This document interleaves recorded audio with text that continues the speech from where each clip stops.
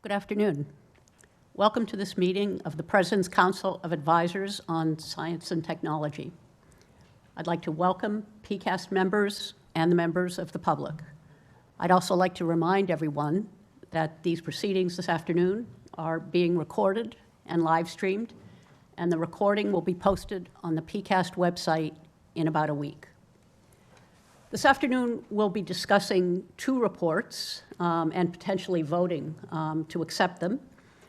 The first is on cyber-physical resilience.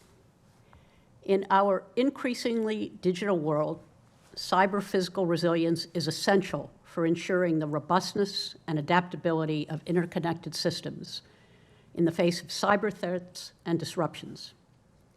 It involves the ability of systems to withstand, recover from, and adapt to adverse events, whether they originate from cyber attacks, natural disasters, or other challenges.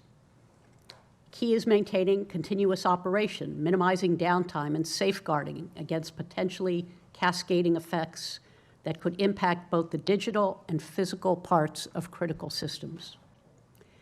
PCAST appreciates the efforts that have gone on to make our systems more resilient and has put considerable thought into how to build on the current state. So now I'd like to introduce Phil Venables and Eric Horvitz, the co-leads of the Cyber Physical Resilience Working Group. And I'd like to invite them to deliver a presentation, a summary of their findings and results, and then we'll open things up for questions from members of PCAST. So Phil and Eric, take it away. Thank you. So today we're pleased to share the recommendations of our PCAST working group on developing a strategy for cyber-physical resilience. As Maria said, our society is becoming ever more dependent on an interwoven set of physical and digital technologies, and all of our critical infrastructure depends on these, whether it's water, finance, telecommunications, energy, healthcare, and many other sectors. And cyber attacks, natural threats, and accidents continue to place those services at risk. Attacks and events will always have impact. No matter how well we defend, there's always going to be some consequence. But we can focus ever more on resilience in the face of those consequences to make sure that we can maintain minimum viable services in the face of attacks. The Biden-Harris administration has made significant progress, but more needs to be done, and we need to amplify and accelerate those activities that are underway. Next slide, please.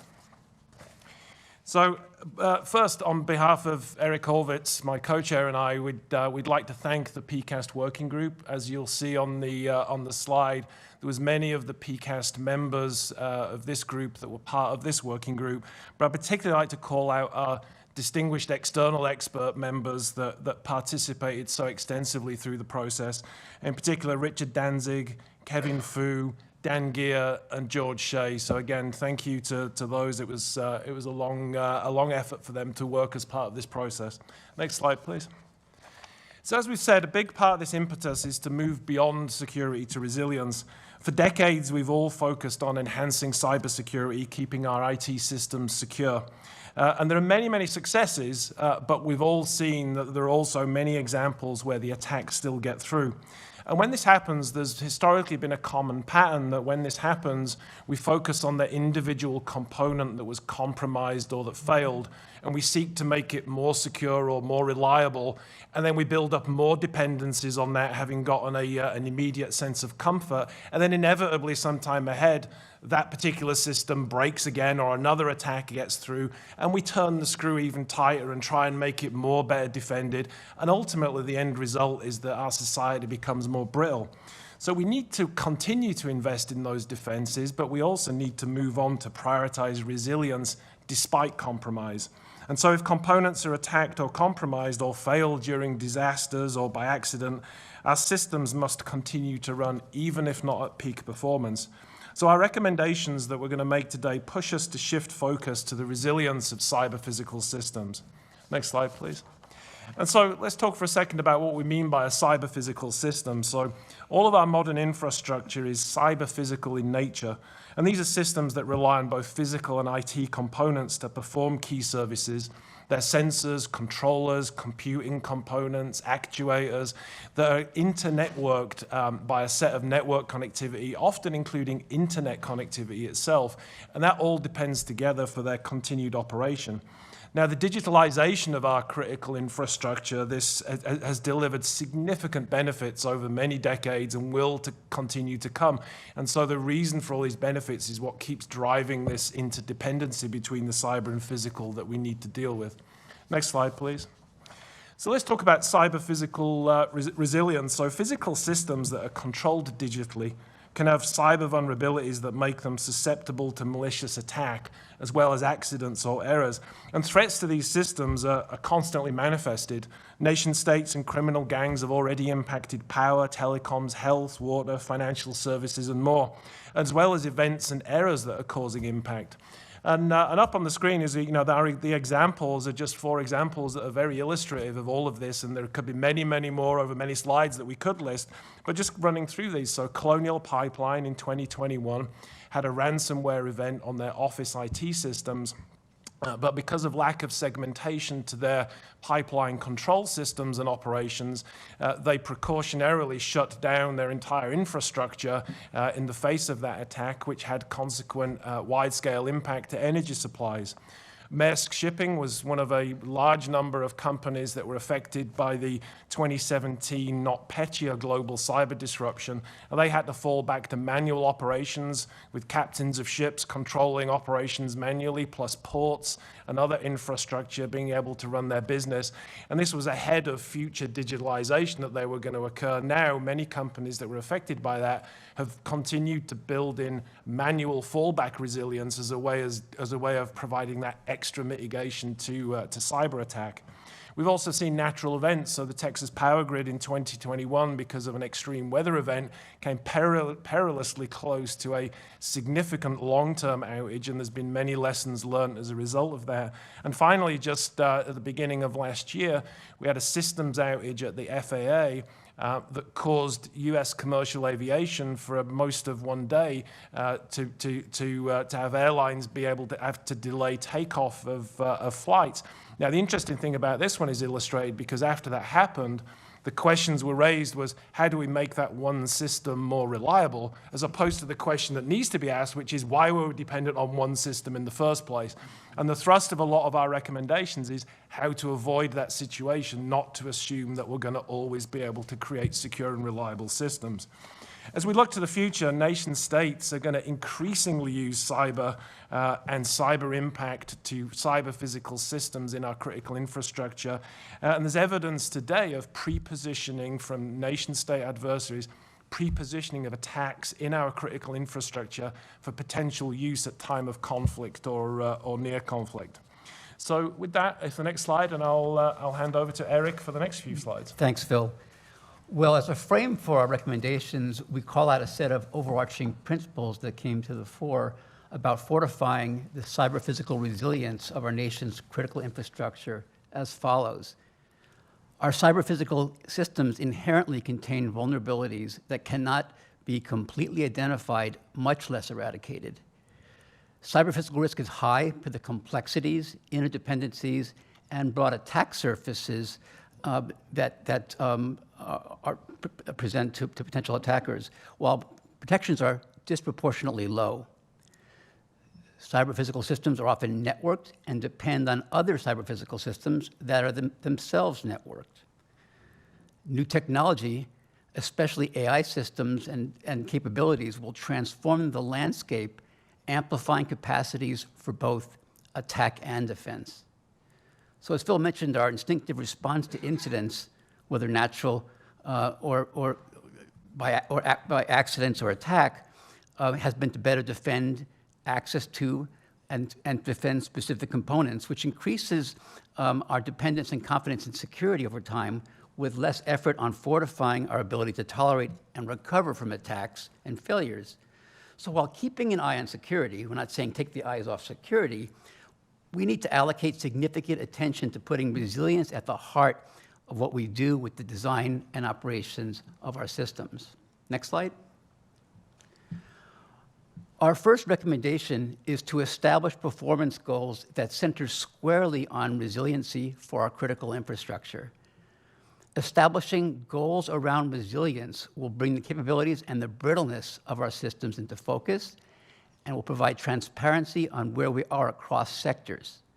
Metrics around resiliency will enable the assessment of status, the tracking of improvements, and the transparent sharing of progress with stakeholders that need to know.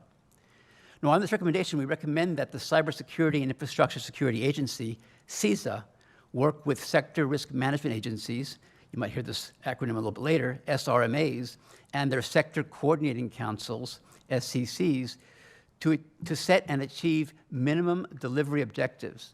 Now, these are levels of service that are assuredly reached even in the face of adversity. And this work includes specifying sector-specific minimum viable operating capabilities and minimum delivery objectives. We also recommend establishing and measuring leading indicators of resiliency. These are measures that characterize multiple dimensions of the resilience of our systems. And we recommend defining and using these indicators to stress test our systems and reporting out how well we're doing. Now, as an example, next slide, please. As an example of a minimum viable delivery objective is a measure we call bounded impact. Now, bounded impact asserts an allowed upper bound on the impact on populations of failures leading to a loss of types of resources over periods of time.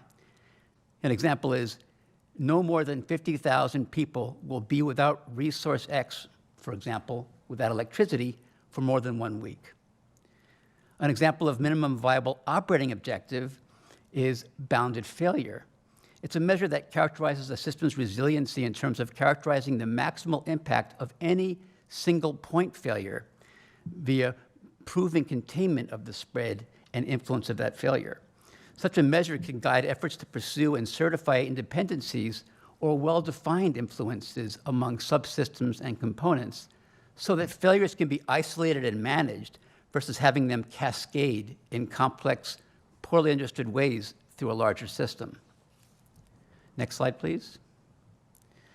Now, leading indicators capture multiple dimensions of resiliency for critical systems that we seek to measure in advance of potential failures rather than in postmortems. In our recommendations, we provide a set of leading indicators as listed here. Now, some are straightforward. Others are positioned to be more precisely defined in the context of each sector and organization that will use them. Some straightforward examples include the leading indicator, internet denial. What will happen to the delivery of services of our water, electricity, and healthcare if we take down internet access? Take it down, what happens? Another leading indicator is hard restart recovery time. How long will it take to reboot a system and bring it back into service when it is compromised in different ways? A third indicator is cyber-physical modularity. Now, for a system, we ask to define that attribute, what is the average number of component failures that follow via cascades from single point-wise failures in a larger system? Next slide. Our second recommendation is to bolster and coordinate research and development. Now, first, we ask CISA, in partnership with the National Security Agency, to create a critical infrastructure observatory that would build and extend upon prior efforts at pulling together knowledge bases and tools that can provide broader operational understandings of our infrastructure across sectors. Now, experts have shared assessments with us that our adversaries likely have a better picture of our nation's infrastructure and its weaknesses than we do. We must assess this gap and close it. This recommendation aims to create a national resource that would include a set of analytical tools to minimally provide us with as good an understanding of our critical infrastructure across sectors as our adversaries likely possess. Such a resource is essential for both secret and open studies, including ongoing red teaming. Now, that's the running of fictional but plausible attacks on our infrastructure within and across sectors to more fully understand our weaknesses and to guide steps to address these identified weaknesses. Second, we assess that our nation's research and development on cyber-physical resilience is fragmented and recommend investment, and more so, coordination among government, private sector, and academic R&D capabilities. We ask for effort aimed at formulating a comprehensive national plan for cyber-physical research R&D and call upon OSTP in partnership with the National Science and Technology Council and NITR-D leadership to pursue coordination across relevant agencies. This includes coordination among programs exploring cyber resilience at the Department of Energy, NSF, and NIST, and at the ARPAs, DARPA, IARPA, and HSARPA, and the new ARPA-I, ARPA for Infrastructure. Now, we want to note that ARPA-I for Infrastructure has not yet been fully funded. We would like to see efforts to stand up a vibrant ARPA-I via seeking needed appropriations and to bring up the organization with R&D on cyber-physical resilience as a centerpiece focus. Third, we recommend that U.S. sectors should be engaging more intensively on international standards around resiliency.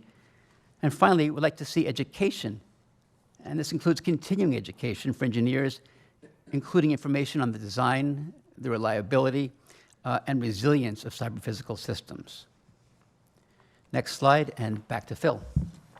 Thanks, Eric. So the next recommendation is all about how we can increase government capabilities and capacity. So many agencies across government at federal as well as state, local, tribal, and territorial levels have been working hard on security and increasingly as well on resilience, but we can and should do more to keep breaking down silos and building capacity and capabilities. So in these recommendations, first, we seek to make sure that we're building on all the different means of ranking and prioritizing the criticality of our national infrastructure and the services and organizations that underpin that, to make sure that we have a more cohesive and consistent framework to understand what are the most important parts of our infrastructure so we can direct the right focus and energy on that. As you'll appreciate, the infrastructure is tremendously complex and we have to prioritize and focus.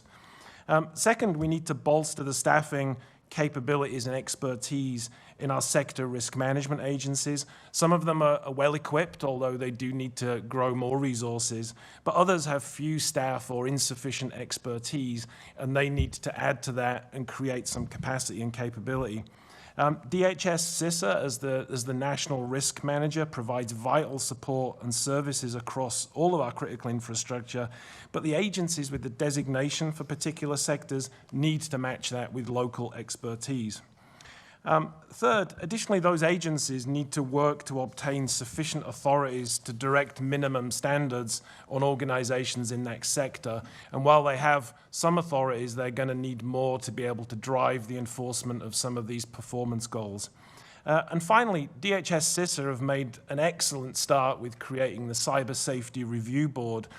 This was set up to examine and learn from incidents, and we believe this should be extended and that we're recommending DHS CISA seek additional resources and authorities to create a larger and more permanent staff so that they can undertake more reviews and actually as well focus not just on security, but focus on resiliency as part of their reviews of incidents or close calls.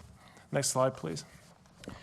So turning to the private sector, as we've mentioned, much of our critical infrastructure is run by private sector owners and operators, and so much is expected of them. And indeed, many organizations in the private sector are delivering and investing significant amounts in security and resilience, both aligned to their own priorities and incentives, but also in service of the nation. But as with government, more can still be done, and we're recommending that the sector coordinating councils that do not already have CEO, board, or executive level engagement create additional executive councils over those sector coordinating councils to provide that more senior impetus to drive these more ambitious goals that we're recommending. Fundamentally, we believe that tone at the top from executives can amplify the resources in the ranks that are needed in these organizations to drive increased resilience. And finally, the work of the sector coordinating councils, and this has already been exhibited in some, but not all, needs to dig deeper into the digital and physical supply chains that underpin those sectors to identify these concentrations of key technology providers, key service providers, and other key dependencies that affect a whole sector. The goal is to try and drive towards an 80-20, where we can identify the 20% of organizations that can be a leverage point to drive 80% of the outcomes for a sector. And we believe those exist and can be marshaled into this effort to deliver on these more ambitious resilience goals. Next slide, please. So in conclusion, as you've heard, our national critical infrastructure is dependent on cyber-physical systems. These systems experience attacks and accidents every day, as well as extreme events. And we need to move beyond defense to resilience to provide those minimum viable services in the face of attacks and disruptions. Our recommendations aim to set a set of more ambitious performance goals, moving from security to resilience. We need to create a more aligned R&D agenda to support those goals in building as well as building a national critical infrastructure observatory. We need to equip government agencies with more capabilities and authorities to deliver resilience. And finally, we need to stimulate the private sector owners and operators of our critical infrastructure to amplify executive level tone at the top and to increase the resources in the ranks. So again, we'd like to thank our working group members and the wider PCAST, and especially the PCAST OSTP staff who've supported us through this process. It's been a huge lift, and we really, really appreciate all the efforts from the team. Also, our thanks go to the very large number of people and organizations that consulted with us, both in the public and private sector, through the development of this report. They provided extensive input into the recommendations we're making. And as well, it's worth calling out that those people and many more are on the front lines every single day, defending the nation, trying to drive security and resilience forward. And we hope that the recommendations in this report will not only improve the resilience of the nation, but will make those people's roles a lot more tractable to deliver the mission that they're already on.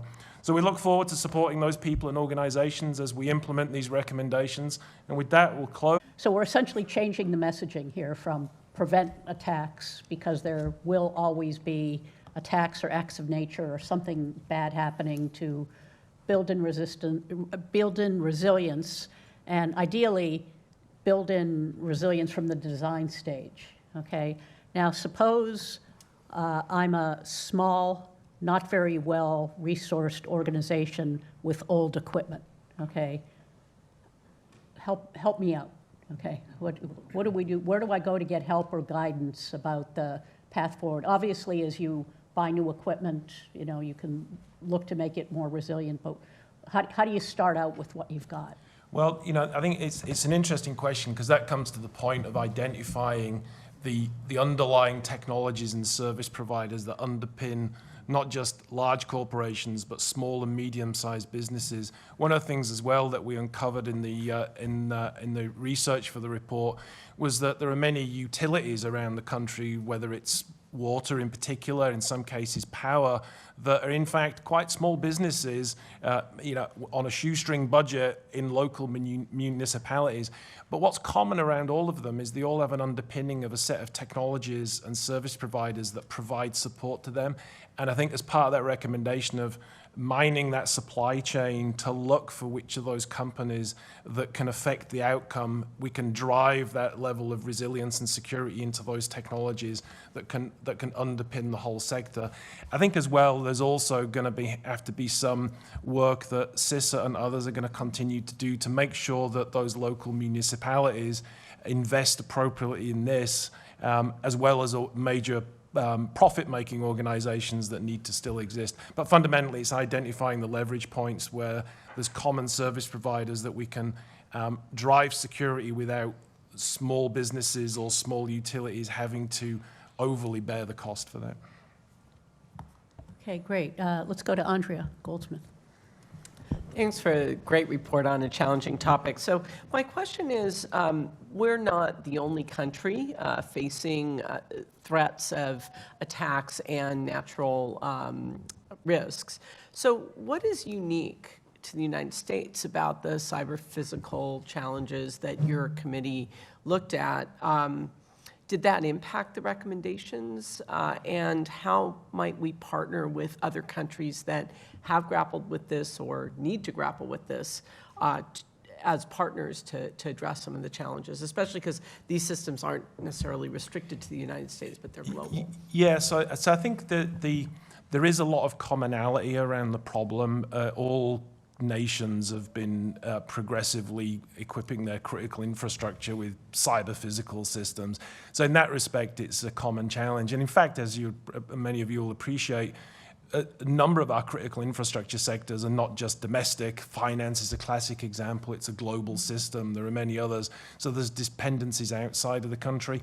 I think a lot of our government agencies are quite well partnered with their counterparts, particularly in allied nations where they're already sharing risks and vulnerabilities and looking for common solutions. So I think there is a lot of sharing. We didn't really make any recommendations in the report to do with that because I think that's actually going quite well.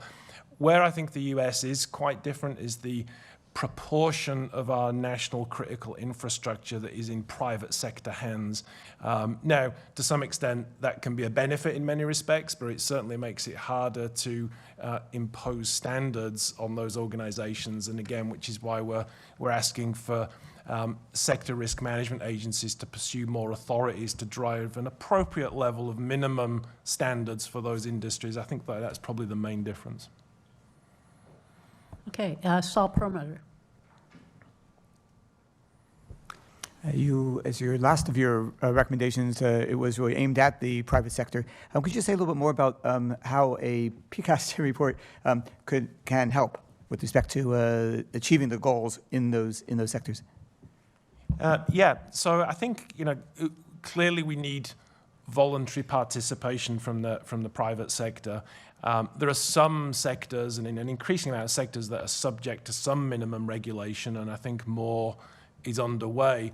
But ultimately, we do want the private sector, and we have some elements in the report that talk about this, that aligns and explains what their incentives are for maintaining security and resilience that's aligned to business objectives. So I think a lot of this does align. The thing that we explicitly call out, the more senior level involvement in the sector coordinating councils, is that, to be totally candid, there is a sense where executive leaders of some organizations, not all, will assert that this is important, but then not actually fund and commit to it. And I think the reason for wanting that engagement in the sector coordinating councils is to bring them into the process.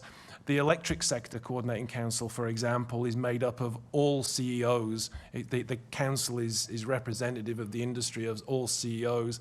Some of the other sectors have episodic involvement of the CEOs, and then some have none at all. And I think one of the things we find when the CEOs get involved, they realize the alignment to their own objectives, and then actually get more deeply engaged once they've taken that first step.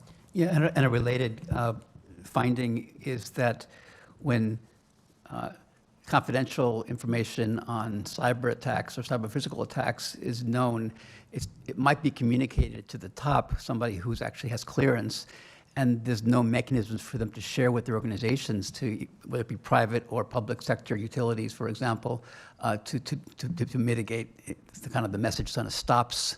And we've talked about we talk in the report about working through that to allow more people on the inside to make change and to understand and respond.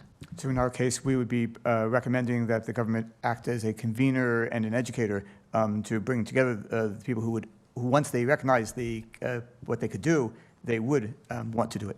And laced through our recommendations, the particular ones that Phil covered just now, 3 and 4, are incentives of various kinds to make that happen. Okay, Paula Hammond, you're next.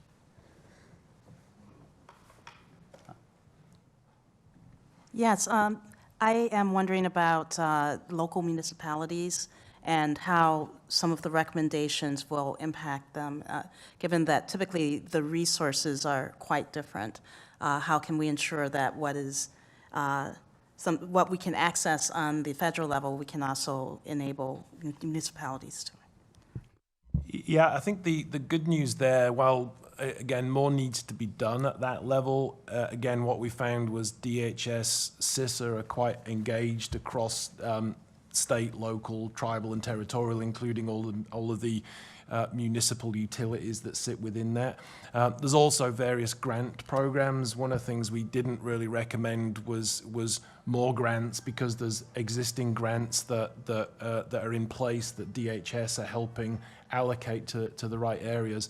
The other thing as well is one of the things in the framing the recommendation about more senior level involvement in these sector coordinating councils, we were quite careful also in the report to frame the fact that those should be representative. In other words, not made up of only CEOs from mega corporations, but to actually be representative of even some small utilities, so that those coordinating councils drive the perspective of the whole industry, not just the predominant corporations. Okay, Terry Tao. Hi. Yeah. One possible point of failure might be actually executive failure of the entity that actually operates a critical piece of infrastructure. Is it feasible to make contingency plans in case this entity is overwhelmed by the scale of a disaster, to somehow have some surge capacity of experts to come in and maybe even take over the operation in case of it's just too large for the original owners to handle? Yeah, I mean, I think it's a good thought. In some industries, they already try and do that, have bilateral arrangements between companies to provide surge capacity. I think one of the consequences we hope on putting together the focus on those minimum viable delivery objectives is when organizations look at that and look to say, this isn't just hopeful that we can hit those. We have to figure out ways of providing high assurance that we can hit those.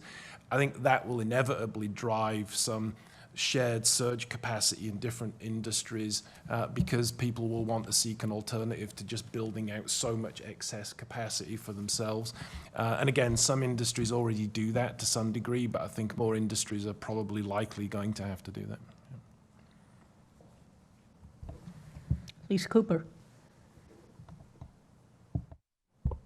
Hi, I have two questions. One of them you may have answered already, but I just want to be clear. When you mentioned smaller systems or utilities, it was sort of implied, but I'm not sure if you were explicitly stating this. Were you referring to those systems that serve predominantly underserved communities? And if not, what does your report say with regard to how these recommendations might be implemented within those systems? Yeah, I think one of the things where we draw in the report is, first of all, just I'll come to your question, but we do recognize that some of the consequences of these failures disproportionately impact certain communities. One of the things I think the focus, and we don't really go into detail on this in the report, but the focus on those local utilities and the municipalities that will need to structure some incentives to enable that level of investment. And again, the DHS CISA drive a lot of this through grant programs and other incentives. We'll get to that. We don't necessarily call that out, but the focus is to drive things into those municipalities. And we think doing that consistently will actually address the issue that we have at the moment, that some of our most vulnerable populations are more affected by that lack of resilience. Thank you. Yeah, my follow-up question maybe sort of ties in with what you just mentioned about the grants programs. How much will all of this cost, and to what extent do you think it will be new costs or will represent sort of a shift in spending from one set of activities to another, and who will bear the burden of the cost? I mean, I think it's hard to say at this stage, because I think most of this, would be borne by the private sector, because that's the dominant part of our critical infrastructure. In many cases, these investments are already being made, and I think many of the recommendations will channel or focus those investments into the areas that need the most focus. And so I think there could well be some extra investment needed in some of the government agencies, like in the sector risk management agencies that need to provide more staff. And that's something that's already been under review. But generally speaking, I think this is more about focusing resources as opposed to significantly adding more resources. But as organizations look to set those performance goals, they may find themselves lacking. And the degree of transparency within sectors, I think what we find as we've looked at this is organizations that are confronted with their lack of resilience will be surprised by that often and will want to self-correct. And so this is more of a discovery that drives that self-correction rather than an imposition of requirements for extra resources. Yeah, I'll just add a bit there in that we sometimes think about, I know we all do it, PCAST, we make recommendations, we want to see them executed on, the implementation. And I see, in fact, in some of our discussions with various stakeholders at different levels of infrastructure and its delivery of services, this longer-term interest in doing the right thing over years. So the leading indicators, for example, we initially proposed them largely as North Stars to gain transparency and to do analytics on one's ability to survive various kinds of attacks or failures, as opposed to saying, implement this now. The education work, the longer-term research, the idea of new designs from the ground up when you're putting in new infrastructure, which might happen over a decade, let's, from the ground up, make it cyber-physically resilient. So I see also a longer-term play here that will hopefully be in the ether of our infrastructure, as opposed to seeking immediate recommendations to be addressed and mitigated. John Levin, you're next. Great, thank you. Terrific presentation of the work. And this idea of sort of reframing cybersecurity in terms of less about eliminating attacks and more toward containing and preparing to recover from them, I think is very powerful, and particularly the idea of coming up with these metrics to focus investment and attention. A question about that recommendation, and I wonder if you might elaborate, one, on how the metrics will be determined, but also on how they'll be tracked over time.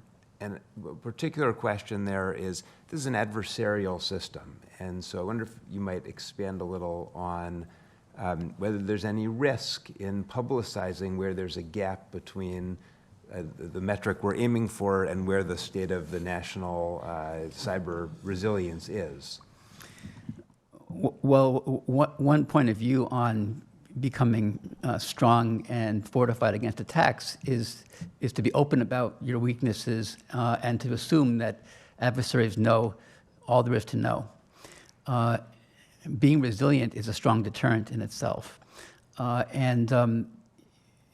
When I mentioned metrics, I also said, my first phrasing of this was, provide transparency to stakeholders as appropriate and as need to know.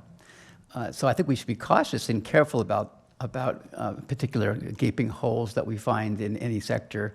But over time, as we build up our resilience and our confidence, I see this as being quite a public and more transparent endeavor.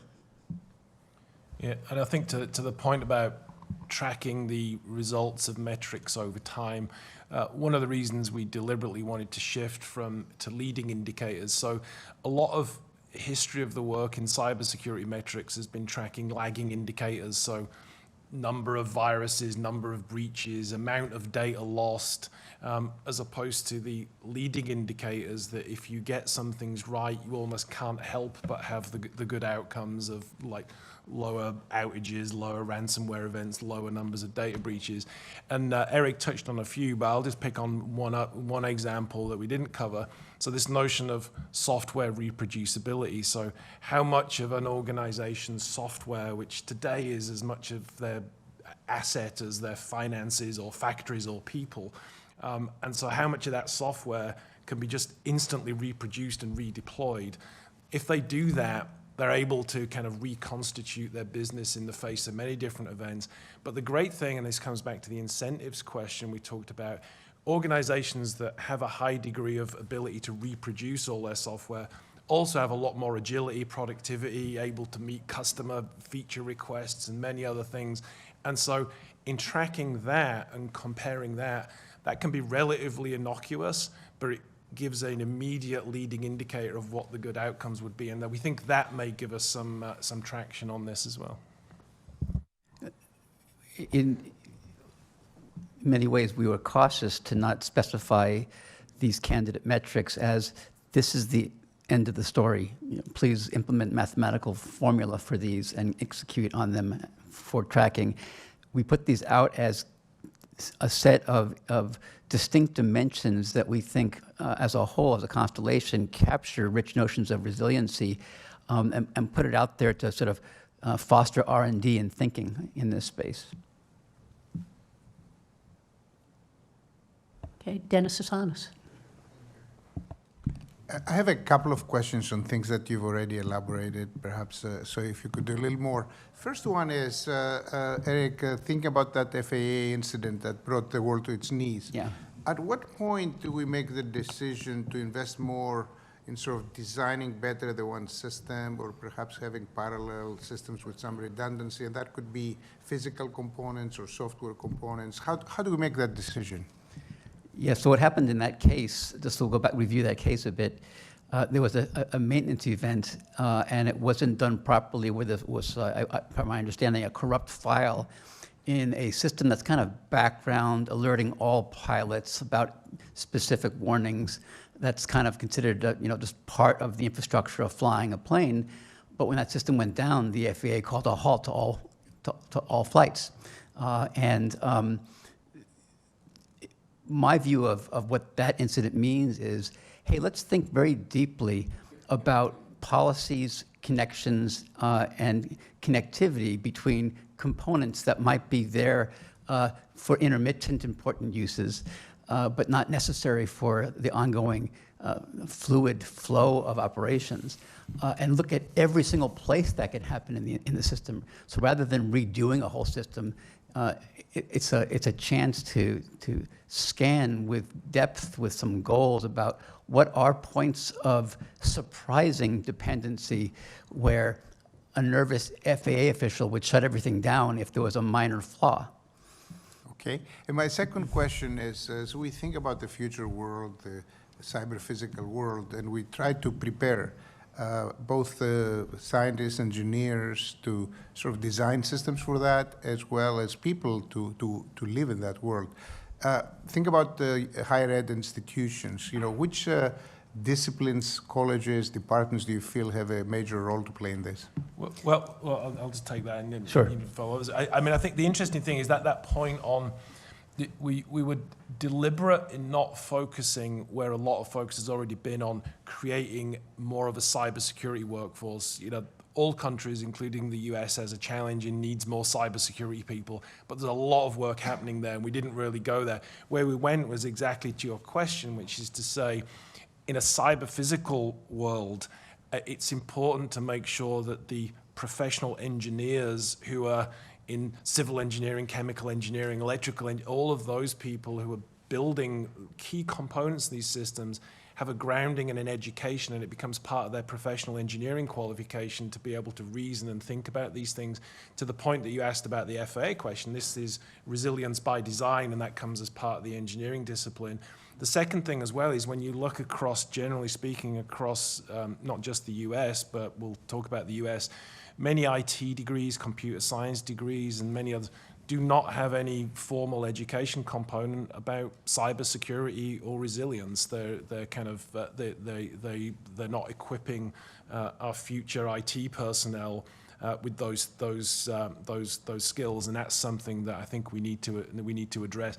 Pretty much everybody who gets any degree in computer science or technology should have had some training in cyber-physical security and cyber-physical resilience. And let me just mention, to add to that, Phil, thanks, Dennis, for the question. In my world, we saw the term cyber-physical systems first show up as NSF programs, aimed specifically and narrowly at leading-edge academic work in AI and EE on some basic principles in prototype systems versus the broader way we fleshed out this concept for thinking deeply about our critical infrastructure in the country and engineering around that. There are core principles that engineers and the engineering community has come up with over the decades that really apply deeply to what we're talking about. Notions of fail-safe design, for example, air brakes on buses, how elevators don't go free fall. I mean, we have notions of fail-safe, which are at one end of the spectrum of what's a flexible response to delivering some minimal viable operations or service. And I just think that we need to think deeply about maturing this area. It's almost like we need to author this academic area as well as a professional education area. Yeah, if I could just add onto that. So during the consultations, we talked to a lot of companies who, because of Internet of Things, virtually any appliance or system is vulnerable, okay? And many of these vendors had more resilient models and were lamenting that customers didn't want to pay for them, okay? And so the culture change here really is that we've got to build resilience essentially into the base model, okay? And that there isn't an option to buy an unresilient system, I think. Okay, Dan Arvizu. So first of all, thank you both for the presentation and a really thoughtful piece of work. I really do embrace the notion and the resilience concept. I had a couple of questions. One of them has been mostly touched on. Maria, Paula, Lisa have all talked about underserved and maybe small and those kinds of. I do have a concern about lack of robustness of interconnectivity in some regions of the country. And I'm not sure how that fits into the overall cyber strategy. The more specific question I have to do with the business model. There was a time when I worked for a global engineering services company, and one of their product and services offering was to support small water utilities across the country, and they had 165 different utilities that they were essentially had outsourced the operations to. So the question has to do with that particular business model. I'm not sure if it's still active or not, but if it is that, how do you view that? And is that a plus, a minus, or how might we guide that going forward?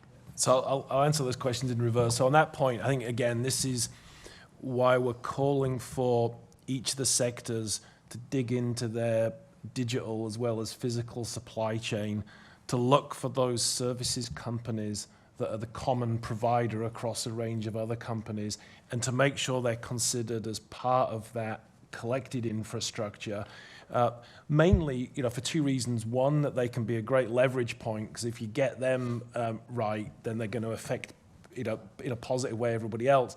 But then on the flip side is that if they're not doing well, they're going to have an amplification of problems. And we find this in pretty much every critical infrastructure sector. So, for example, in financial services, many of the small community banks don't necessarily run their own IT systems. They outsource them to a handful of IT service providers. And kudos to the Department of Treasury and other financial regulators. They've identified that and lasered in on that. I think other critical infrastructure sectors need to do the same thing with their software and IT and other service providers that underpin those sectors. To your question around communications, I think absolutely we need, as part of this, to quickly follow on in looking at the telecommunications sector, both domestically and then also internationally, because again, many of our domestic services are similarly dependent on what is delivered from outside the country over the network of undersea cables that wire the planet. And I think what's going to be interesting as well as we drive some of these performance goals around testing the operation of critical services in the absence of communications, particularly internet communications. Organizations that do that find it quite revealing what breaks, and breaks in surprising ways that probably shouldn't break if the internet temporarily goes away. And we should mention that some of these results, including leading indicators, are difficult to come by. What is your hard restart time? Well, no one's apt to try to test that any moment. So we have to rely on estimates typically and through analytics. Okay, Steve Pacala. So this question isn't going to be very well posed, but it's because of the need, because of so much that we don't know, and the need for the learnings that your recommendations focus on. When I read the report, I keep thinking about marginal cost curves. So imagine that we had the total resilience we want to purchase, and we divide it up into costs per unit of resilience bins. And then there's an amount there's an amount of that problem. And a lot of the problems that I'm used to, there's a huge amount that has negative cost, even for private holders of the service.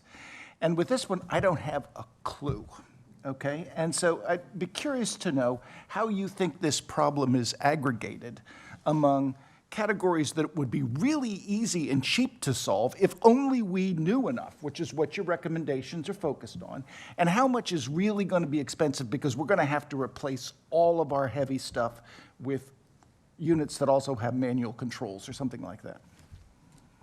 My first reaction on your question, Steve, is to go back to what we would find tolerable as a nation or as a community or as a small community as a minimal delivery of service. We start there, and then we say, okay, how can we achieve that? Because anything else is unacceptable.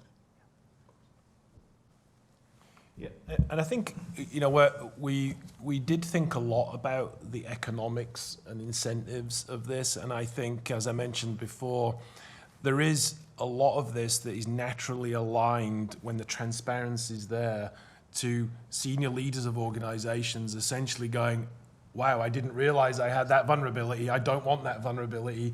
And also, to the point we've made on some of the leading indicators, is many of those things, if done well, deliver huge adjacent commercial benefits. They can deliver increased reliability, increased efficiency. So I think one of the things, in some cases, security and resilience is an extra cost. In many cases, if we're engineering it in the right way, it doesn't have to be when it delivers other adjacent benefits, and I think there's a lot of opportunity there. Vicky Sato. Thank you for this report. It was incredibly complex, a problem to address, and the report, I think, is incredibly thorough. I'm pushing also on this, the fact that so much of our critical infrastructure in this country is run by the private sector, and you point out appropriately the importance of having the right mindset at the top. I'm curious as to how to get that, in the sense that I'm actually reasonably optimistic that experience through the pandemic has made business continuity a very important topic in boardrooms and in executive suites. And this is a component in the broader sense of, it's a measure of business continuity. Do you think in the end it's best served by individual private enterprises with vertical responsibilities of a particular kind of functionality, shipping, electricity, whatever, building their own fail-safe models, doing their own fail-safe testing, or does it evolve? Is that just too complex? Because the solutions here are technical, highly technical. So do we impose that responsibility on boards and CEOs and companies, or do you imagine the Ernst & Young of cyber resilience so that a cadre of ghost-busting experts now come and, as a matter of business responsibility, audit your capability?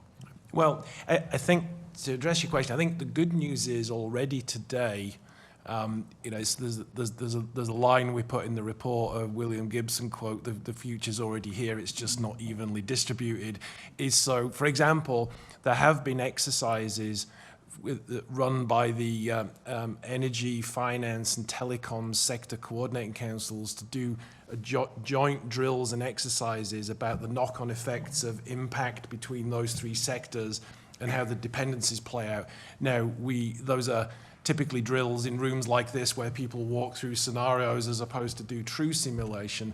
So there's a lot more can be done there. But one of the things I think we're particularly enthusiastic about this notion of a national critical infrastructure observatory, because having that systematized view of all of the dependencies, all of the infrastructure, to then ask questions and drive simulations and drills on that about what the impact could be, could reveal some of these issues.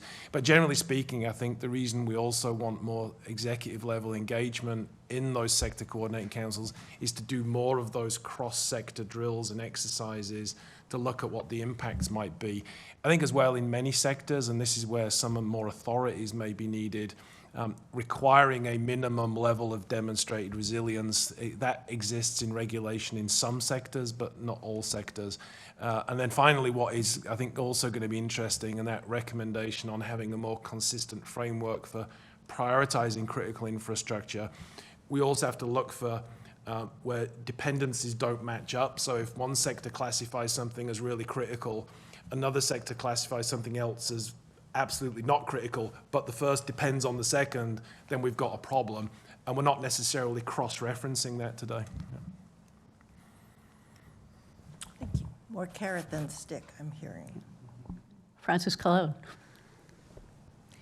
Thank you for this. I really enjoy reading this report. I want to get to the concept of the radical transparency and ask you to go a little bit deeper there. It's radical transparency of disclosing your metrics so that in theory we can course correct. You have a line in there that says DHS could or should seek a legislative path to enforce disclosure. So I wanted to get your sense of the willingness to voluntarily do metrics disclosure, or what you foresee that willingness to be. How close are we to needing a legislative path to enforce disclosure, to ensure that we have course correction, to ensure that we, because at the end of the day, it really became clear to me that a lot of these things are extremely critical to livelihoods. This isn't. Yeah, so I think, the notion of kind of radical transparency, we was informed. We, as part of the early stages of the report, we came across the, I think it's the, I may get the title messed up, but it's the Toxic Inventory Release Act, or that basically requires local factories and other types of organizations to disclose to the communities the amount of emissions that are coming. It doesn't set any standards for what those would be, but it forces transparency, and then lo and behold, in the face of that transparency, the owners and operators of those polluters self-correct because it's transparent. And I think we think there's a lot of merit in that idea, but to the point, also kind of touching on John's question earlier, is we have to be careful on how we go through that. We could go too far too fast. The good news is, again, DHS, CISA are driving a whole bunch of work today on cyber performance goals that don't get publicly disclosed, but they're disclosed and managed within closed communities. What we're recommending as part of these performance goals is that existing work on performance goals move towards adding these leading indicators, figuring out how to overlay stress testing of the performance, and then encompassing resilience as well as security. And I think setting a path to how those are shared at first inside that community in a trusted way, and then ultimately published and visible. I think I think the example we give in the report, in a world of public company finance, we have GAAP accounting, and we would never think now of not having standardized accounts and disclosures for public companies. I think it's an inevitability, I think, that we're going to have something similar for cyber physical resilience. And I'll just mention that, the CISA folks pointed us at recently revised cybersecurity performance goals, CPG they call them. And in reviewing them, it's quite interesting to see how distinct and different they are, referring back to classic notions of cybersecurity from our resilience leading indicators and minimum viable delivery goals. Very different, but complementary. Okay, Laura Green, you've got the last question. I'll just repeat and thank you for a stimulating report, very educational and thought-provoking. One of the things that came to me in thinking about this is something that I care a lot about, which is science diplomacy. And let me just give a background. I have a foot in a university, a national laboratory, and even a weapons laboratory. But I want to give talks and collaborate with people all over the world, and even countries which we consider sensitive countries. And it's important for science, global science in the future. But we all have weak links. My colleagues at universities don't understand that their errors or their lack of understanding can leak into all these other areas. I was wondering if I missed this, were there recommendations? You mentioned the education, but also recommendations and other secure methods you can give academics and other people that want to continue this kind of work so we can do it safely. So I can collaborate with people all over the world so we can convince our government in the United States that we know how to do it safely so we can continue our collaborations. Well, I think many of the concepts that we call out, which include calls for new research, are broad and can be viewed as scholarly pursuits with real-world implications, as opposed to being at the details of the particular physical system or component or cyber component that might be a risk to talk about internationally. So there's a lot of work to be done. You know, I could see many very interesting academic papers be written about flexibility and response and resiliency and definitions and looking at specific systems and configurations and what it all means, how it relates to the classic literature on fail-safe, for example. That wouldn't put us at risk, I think, for having conversations or communicating openly.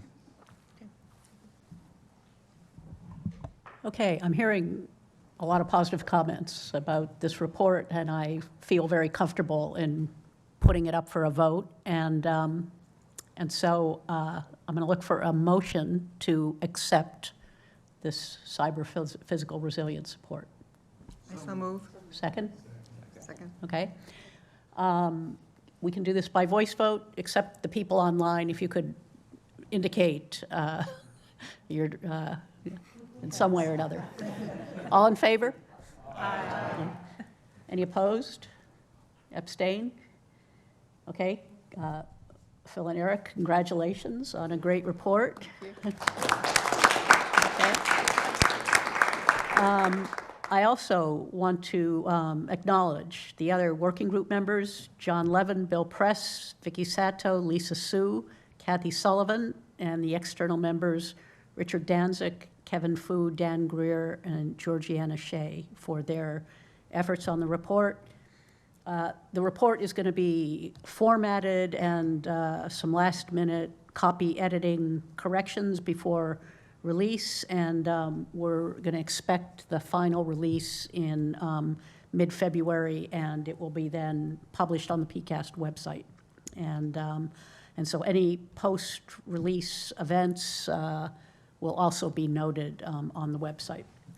So right now, we are going to take a 10-minute break, and during this time, we're going to bring the live stream down. But I ask the members to be back here by 2:55, and we're going to go live once again at 3 p.m. sharp. So see you again soon.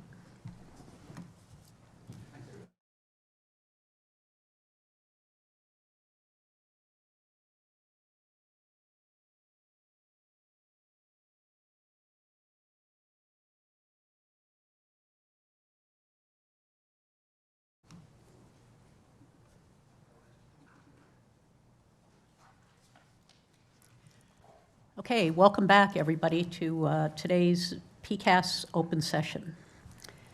I want to just remind everybody that this part of the proceedings is being live streamed and recorded.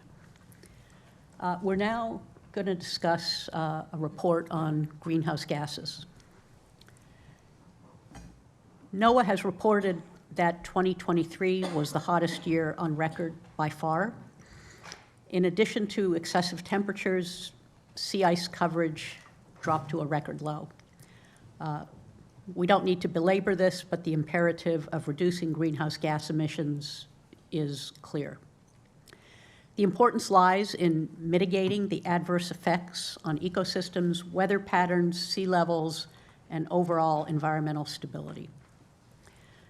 Curbing greenhouse gas emissions is essential to reduce the frequency and intensity of extreme weather events, preserving biodiversity, and protecting human health. Now we're going to discuss strategies for progress. Inez Fung, Saul Perlmutter, and Bill Press, the co-leads of the Greenhouse Gas Working Group, will make this presentation to us. And Inez, I'll invite you to make some comments and call in your co-chairs of the working group as desired. Okay, Inez. Thank you, Maria. First slide, please. Our working group is focused on accelerating, the word is accelerating, in effective emissions of greenhouse gas emissions. Next slide, please.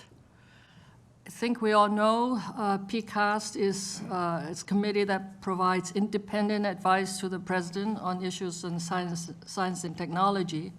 And our working group report focuses on greenhouse gas emissions. And we gather information from a variety of stakeholders, and we will present our summary and our recommendations now. So the approval of the reports require discussion in a public meeting that's here, and we will vote on it at the end of this hour. So next slide, please. So in addition to Saul Perlmutter and Bill Press, the group is also co-led by Kathy Wotecki, and our members, our hardworking members, are Francis Cologne, John DeBeery, Eric Horvitz, Steve Pacala, and Kathy Sullivan.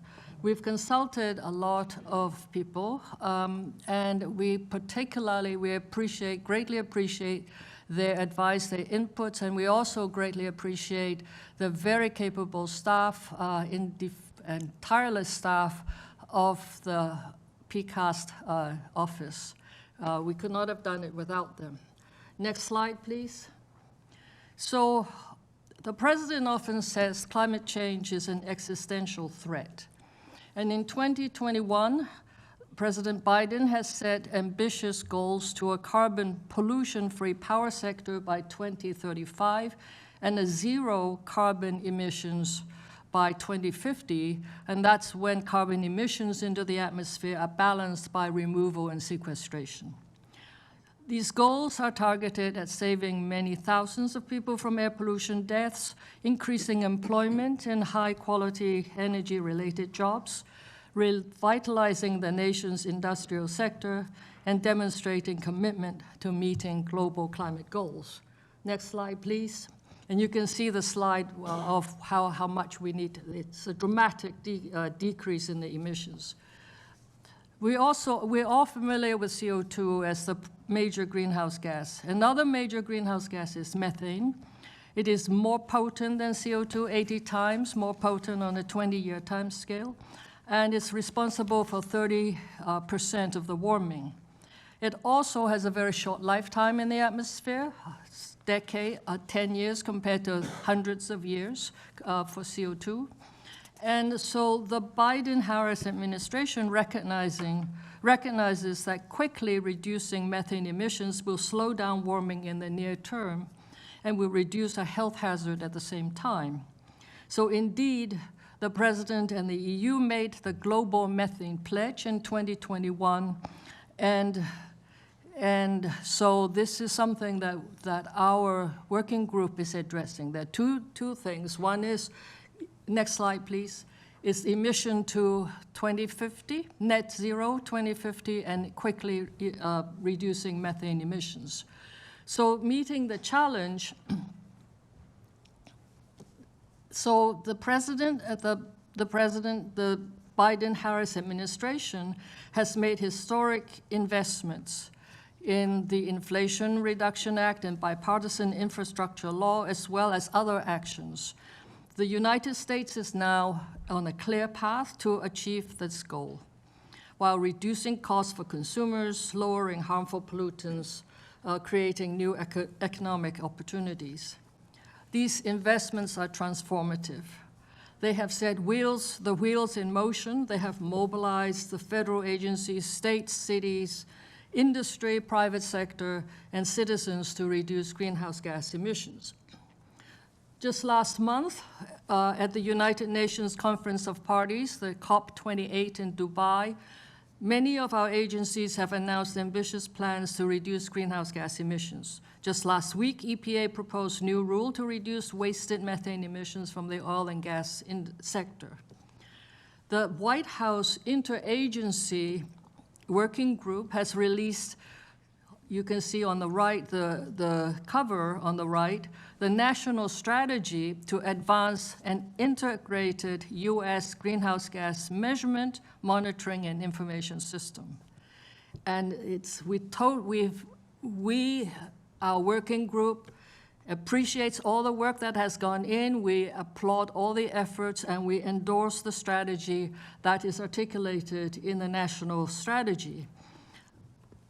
It states that it will use science-based methods that will be based on scientifically validated methods with sufficient granularity. This is very important, with sufficient granularity in space and time for acquisition, analysis, and dissemination of trusted, reliable, transparent, and accurate data. So the strategy, our national strategy, will be extensible to international efforts on sustained or coordinated global greenhouse gas monitoring. So I won't tell you all the work the agencies have been doing. We'll run out of time, but we fully appreciate all the efforts that they have put in. Next slide, please. So achieving net zero is an unprecedented endeavor on a grand scale we have not done before. So there are a handful of greenhouse gases in addition to CO2 and methane. We have nitrous oxide and the CFC replacements, and each has its own set of emission sources and removal mechanisms. Furthermore, there are many methods for figuring out the emissions.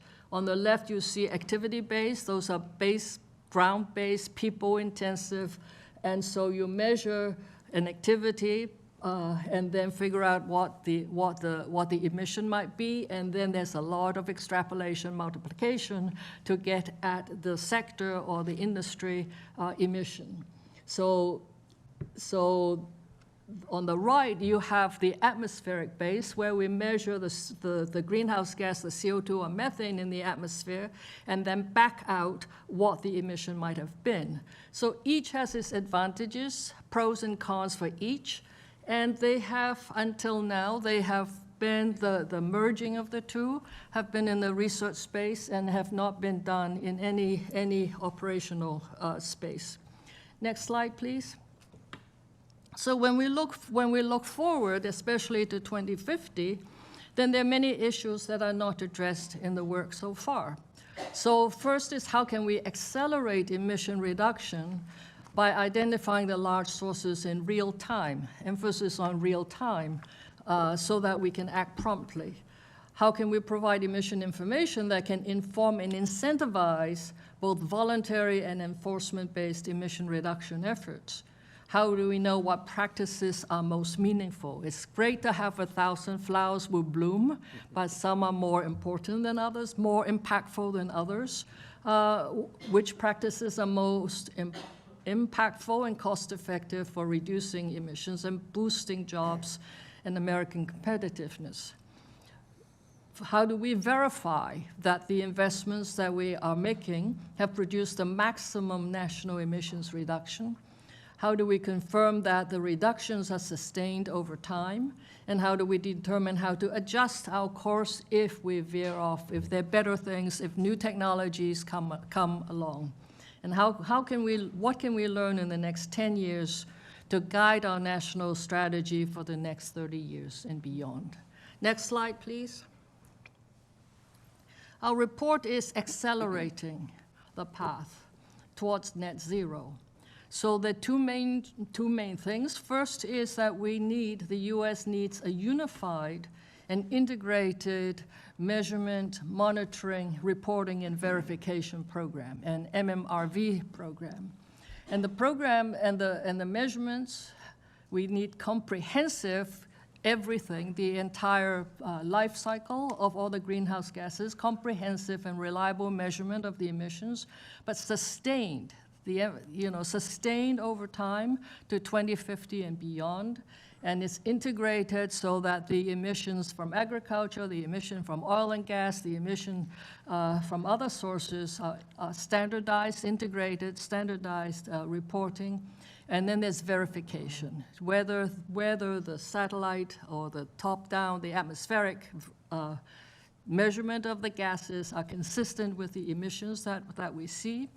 And we have to ongoing engagement with stakeholders to make sure that the data supports the needs of those who are working to reduce emissions.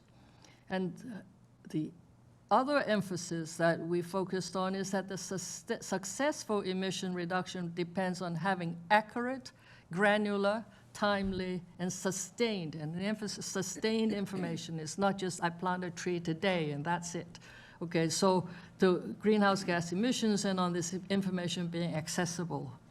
So our recommendation build on what has gone on the national strategy, as well as the ongoing activities by the agencies, by the private sector, by academia, and everyone involved. Next slide, please. Our first recommendation is to establish a unified, common operating picture for the nation of emission measurement, monitoring, reporting, and verification to enable accurate, validated, and timely greenhouse gas information and multiple geographic and temporal scales.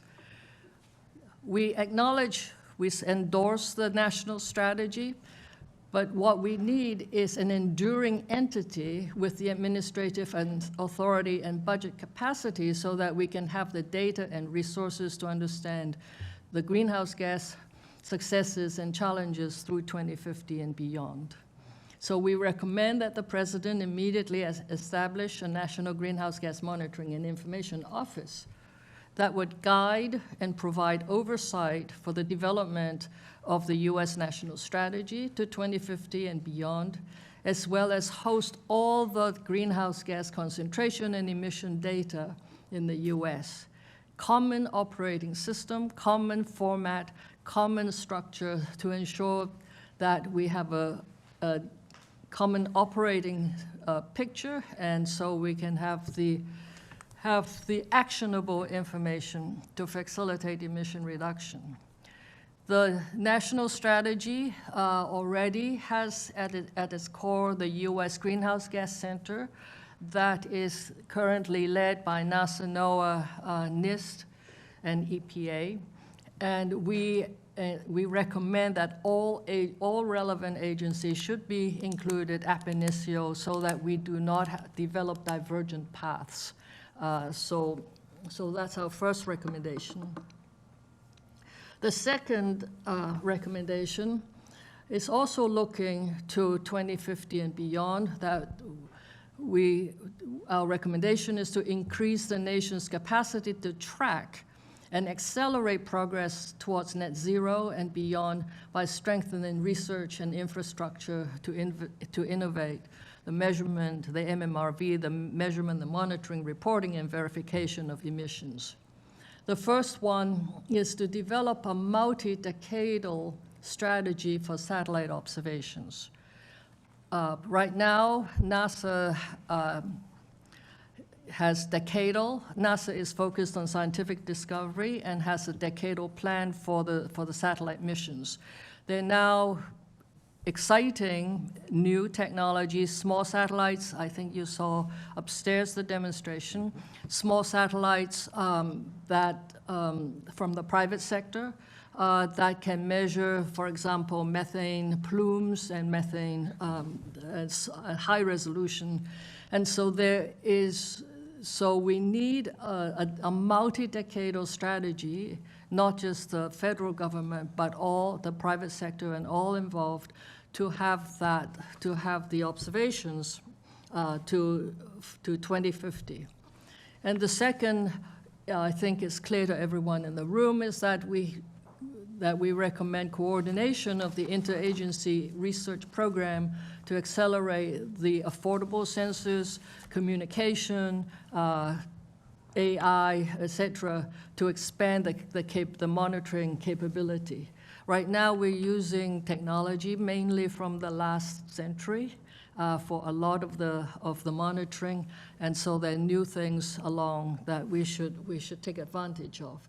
And it's not just the capability, but it's also measuring the co-emitted isotopes and other trace gases that could help us identify the sources that have unique signatures. Next slide, please. Our recommendation 3 is focused very much on the acceleration part, what is going on. The last 2, we're thinking long-term. Recommendation 3 is expand comprehensive and up-to-date monitoring and reporting of methane from all sectors and incorporate verification using atmospheric approaches. So the first one is focused on the oil and gas supply chain and looking at the entire life cycle of fossil methane. So there are already, I want to acknowledge all the work that's going on between, for example, EPA and DOE on technology. There's National Methane Summit focused on that, on new technologies to reduce leaks, et cetera. But the new satellites can identify the big emitters, and where we have done research in the research mode where, for example, at the Permian Basin, when there are aircraft flying overhead, the ground-based observations, the ground-based measurements are underestimated. And I can cite you many, many examples where the ground-based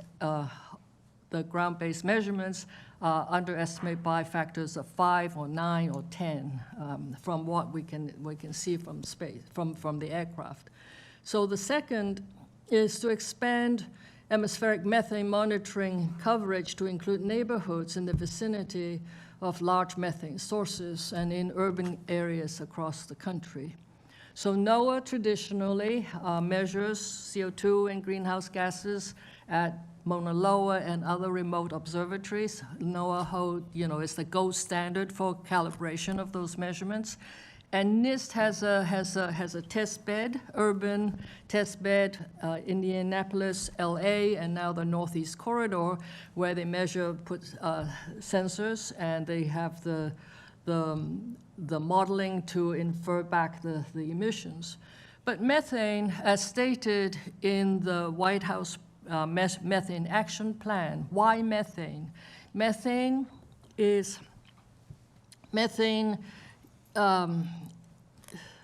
creates health hazards. For example, the Four Corners methane hotspot in southwest U.S. has more than 40,000 oil and gas wells. San Juan County in the southeast corner emits the second highest methane amount of any county in New Mexico, and over half the Native American population there live within half mile of an oil and gas production facility.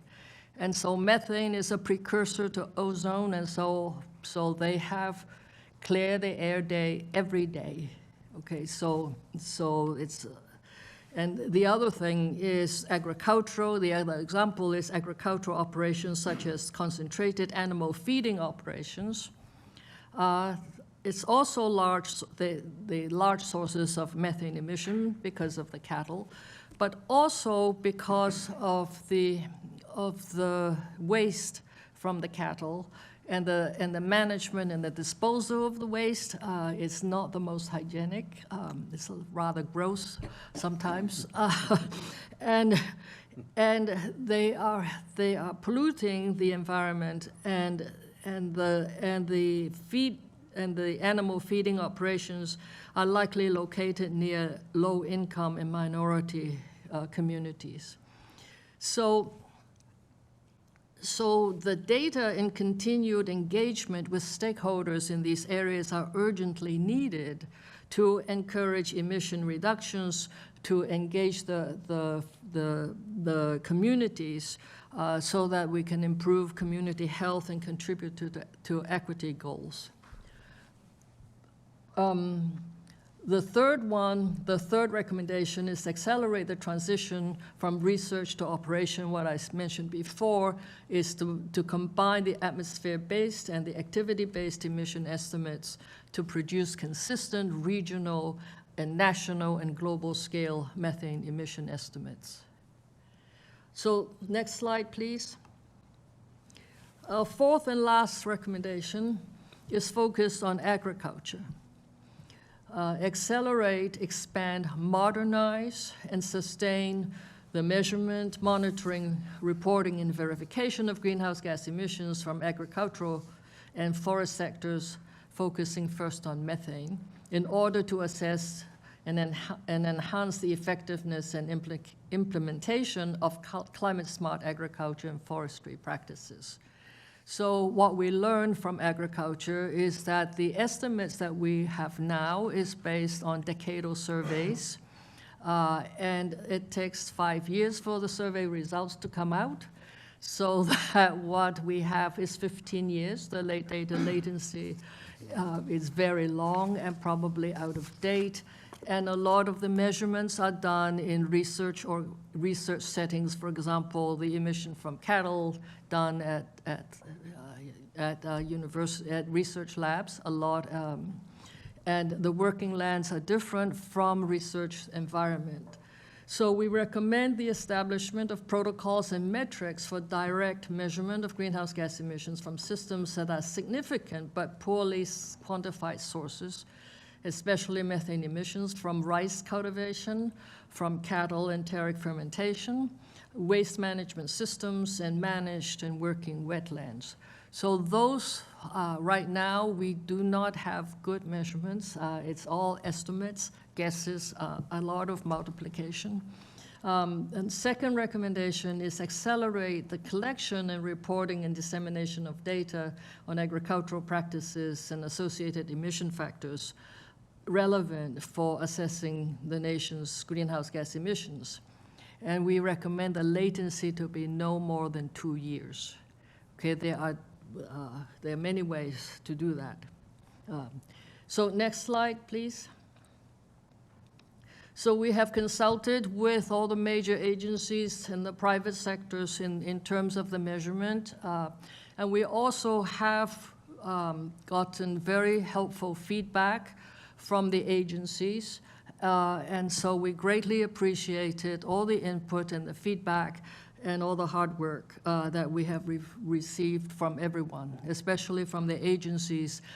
This has been a work that the field has been moving very rapidly. You can see from the beginning in 2021 when we saw the president's challenges to November, and now this last month for all the work that we see for COP28 in Dubai.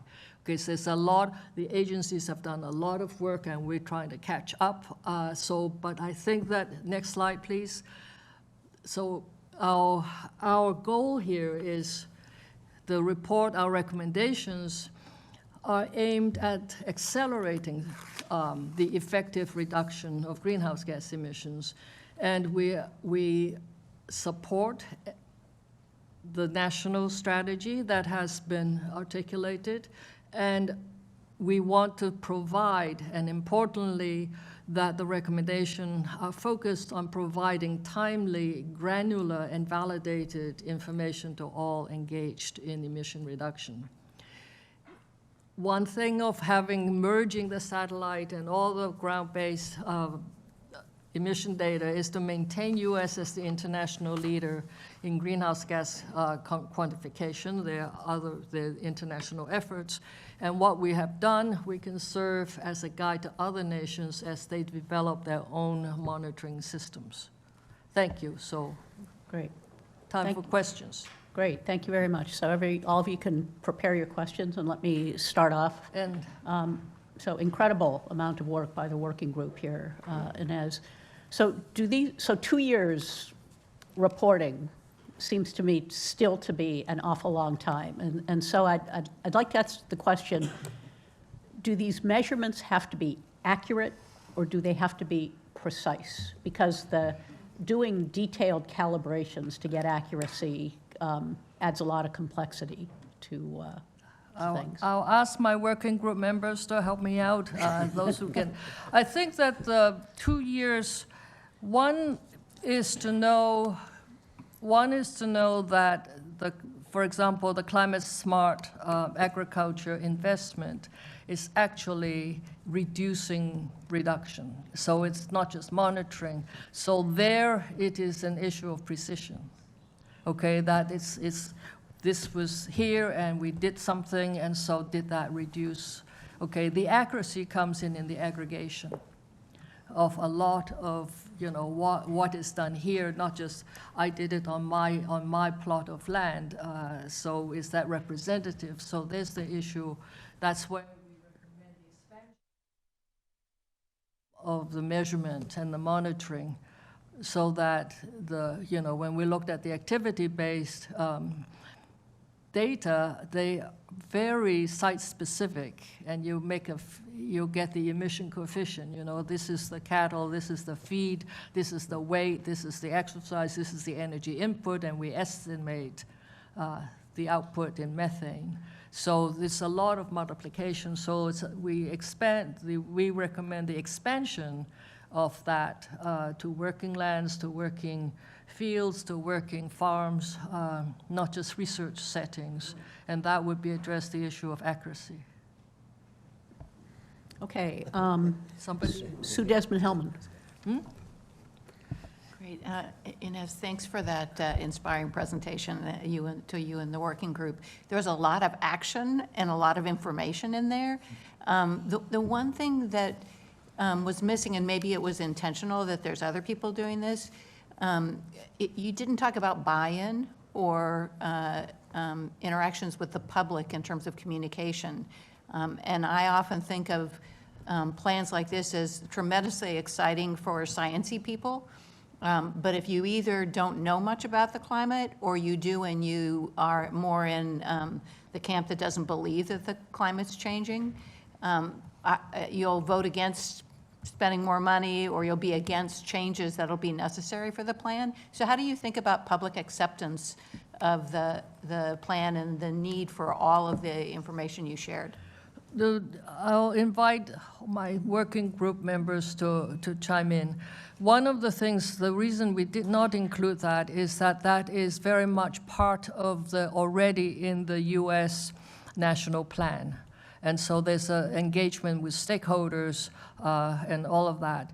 But what we added with the engagement that we added is for the disadvantaged communities living next to large methane sources, and that was not, so we looked at what they were not doing, what is not articulated in the national plan.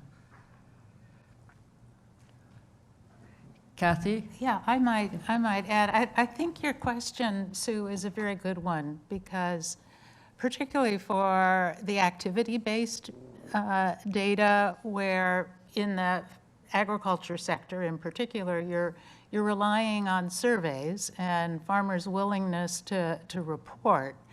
It's really important to have that buy-in, and also the trust that the data will be anonymous, and so that you can continue to get reports from that sector. We dealt with that aspect in the report, and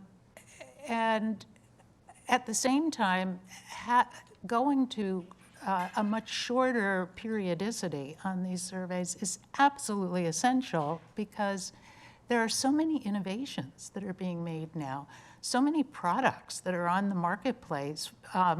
For example, for cattle feed additives that will reduce emissions, particularly methane emissions from cattle. And to be able to capture whether that's actually having an overall impact is something that's really very, very important. Yeah, I appreciate that, and I think particularly doing surveys, introducing new technical advances, that community engagement, and even more than that, communities driving it, that they want it or they're demanding it for their community, especially for the underserved communities you mentioned, Inez. I think for so many public health measures, I wish we could flip on its head, okay, here's what we're doing to you, to people say, here, come to our community first, because we want that for our children or our families. And I think it's worth thinking as you're at this point in time, to think about flipping that. Okay. Bill Dolly. Well, thanks for a very excellent report addressing a really critical problem. I really have two questions that are related. The first is, it's great to have improved monitoring with faster latency and precision down to small enough granularity you can really identify emitters. But then what do you do with that data? How do you take the action to go from having monitored and reporting of the emissions to reducing them? And then the second question is, if you were to pick just one area of emission, whether it's oil and gas, agriculture, which is the most important one to go after first? I'll answer the second question first. The Biden-Harris administrations have targeted methane from the oil and gas sector. So there's a lot of investment in the technology to reduce leaks, more efficient operations, and the list goes on and on. And the second is obviously agriculture. And that's a large, I will venture that it's the largest uncertainty. And so the uncertainty there renders the whole inventory very uncertain. But having once you know, and I think that the emphasis is not just on the emission, but the emission that would boost the economy, that would boost competitiveness, that would boost health. And I think that's where the incentive would come in, especially with the stakeholders, that yes, we can do better, it is cheaper, it is more cost effective to have reduced emission. Especially methane one, it's easy to argue that methane to the atmosphere is money lost. So it's not economical to have the methane emission. So this is the hope is that the benefits of reducing emission is not just the climate. Of course, it would address climate goals, but the benefits of reducing emissions will be incentive for people to participate. So you're saying it's its own incentive. You don't need to add a methane fee or something to create an incentive to reduce the methane. Well, EPA is proposing right now, last week, or within the last week, EPA is proposing a new way of doing that, and that's under discussion at the moment. I won't go beyond that. Okay, Bill Press. Yeah. Let me stick with this discussion of agriculture, because as you say, that's the biggest uncertainty. And I think in our meetings with the different agencies, well, as you pointed out, there's the U.S. Greenhouse Gas Center, whose agency members are NASA, EPA, NIST, and NOAA. These are all agencies that have a close connection between their sort of research orientation and their action orientation. I mean, NASA so clearly so. Agriculture is different, and I mean, as Kathy knows, having been in that hot seat, ag does a lot of research, but it's sort of research on a different scale. It's research for different purposes. It's research for the tens of thousands or whatever the number is of farmers. So my question is really, how optimistic are you that we or the Biden-Harris administration can catalyze a culture change in the Department of Agriculture to sort of think about these global problems as being a part of their mission? And I'm interested both in Inez, your view, but especially in Kathy's view on that. Well, I thought it was really refreshing when we talked with the USDA officials that we talked with, both on the research side and on the policy side, of particularly with respect to this methane measurement issue, their realization that they really do need to have better measurement, more reliable and frequent measurements, so for their own purposes. And so I think from that perspective, the kind of recommendations that are in this report are ones that are going to give an additional push to a position that already exists and that they would like to move towards. On top of that, the IRA has provided a large amount of funding to USDA for their climate-smart agriculture and forestry programs. And they, in turn, have turned around and put out, over $100 million in grants to demonstrate how the adoption of climate-smart agriculture, including greenhouse gas reduction approaches into different types of farming systems, can provide farmers with a good income and with products that they may be able to advertise as having these additional climate benefits to them. So the whole approach in agriculture is these voluntary incentives, and the climate smart agriculture and forestry demonstration projects that are going on are really, at this point, still in the early stages, but really taking off. And the feedback that they've gotten is that they really do need to have better greenhouse gas measurements in order to actually then take them to the next level. So it's a better situation, Bill, than I think you described it as, and more receptive to this. I would like to add also that the pilot projects that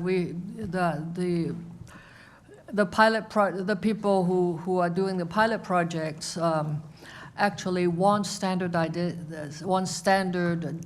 standard formats, and all of that is advocated in the U.S.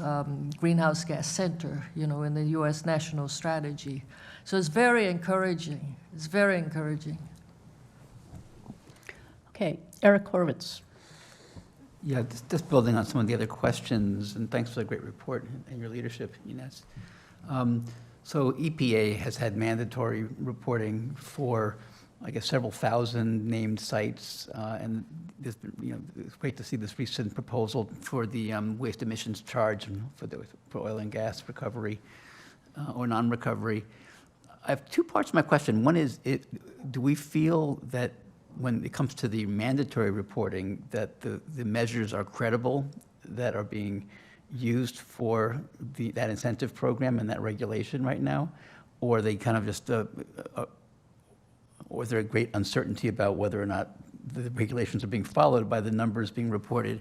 And secondly, I'd just love to know, because you mentioned requirements and shifting requirements of various kinds of reporting, if we move on the surface of under uncertainty today, agriculture and other sources, what recommendations might we have for changing the regulations to provide more ideal incentives? I would answer your question with two time frames. Before 2021, before the president put out the challenge, and post 2021. Before, I would say the EPA, the measurement is for the processing and not for the entire chain of oil and gas sector. And so the academic research has shown that they underestimate, it's not comprehensive, they're missing the delivery, they're missing this, okay, so I can go on and on. But the other thing also is that the EPA prior to 2021 were certified, self-reported and self-certified. So there are few measurements, and so there's a lot of spreadsheet multiplication. But post-2021, we're very encouraged. You can follow all the EPA proposed ruling to expand the measurement. They have gridded methane emission maps. And so they have, I can go on and on, so Part W, you know, the expansion, what has to be done. And so incorporating prior to 2021, there's been, you know, even now there's no satellite, no atmospheric based data included in the report, but things are shifting, and things are shifting in a very positive direction, and we're very encouraged. I can go on and about all the work that EPA is doing. But do we have specific recommendations on what needs to change with the regulations? Well, they are already changing, so we're happy, we're content with the changes. EPA is working very fast and working very hard, okay? So we encourage, we appreciate what they're doing, we endorse what they're doing. So they're totally there. Dennis Hasanis. Yes, Ines, thank you and all the working group members for an excellent report. In view of the demonstration we saw earlier today, I'm just wondering this tropospheric monitoring of emissions, can it play a role in this effort? It is already doing, the atmospheric monitoring is already doing a role. For example, recently, I mean, I'm going to say recently, but in the last decade, we've launched the Orbiting Carbon Observatory, and so we can see CO2 from space, although that's the repeat, is not regular 16-day repeat, you know, so I can go on and on.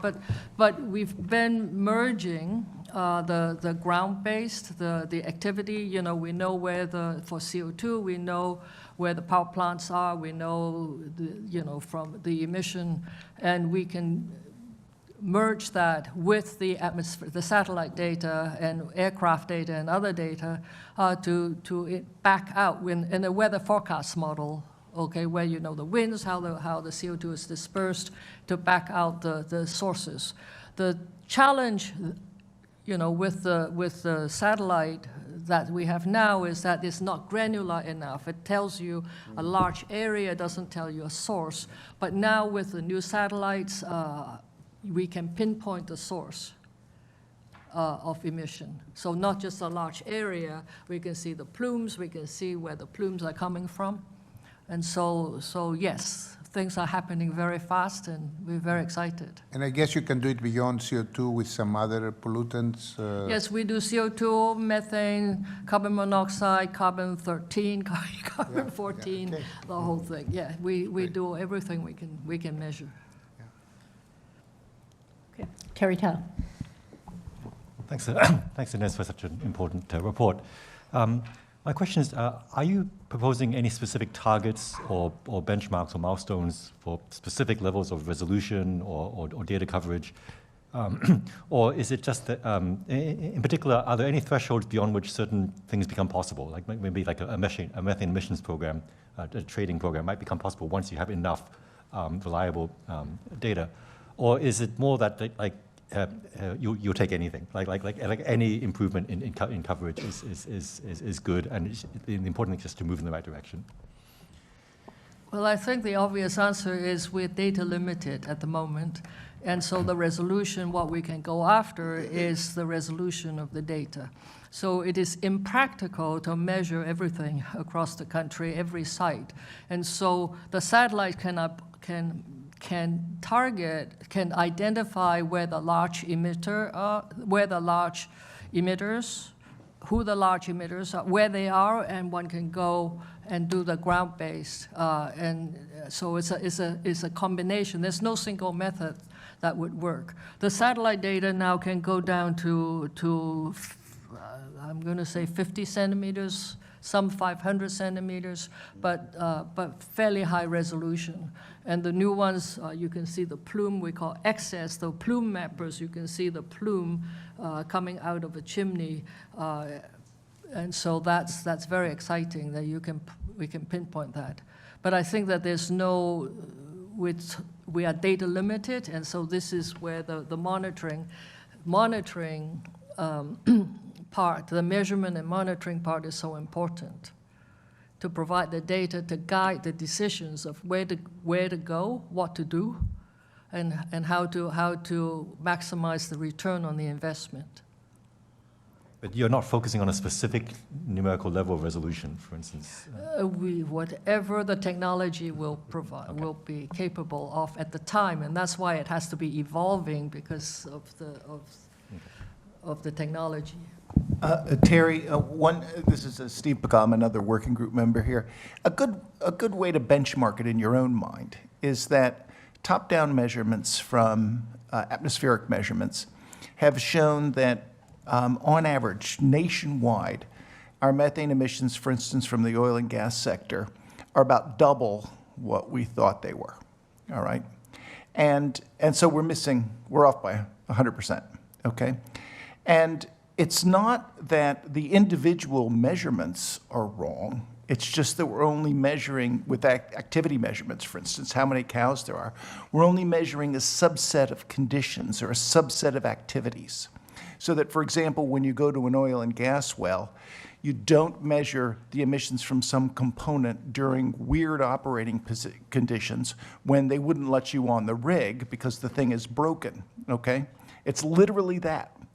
And it's also possible for those inventories to miss important components that are leaking, to leave them out altogether.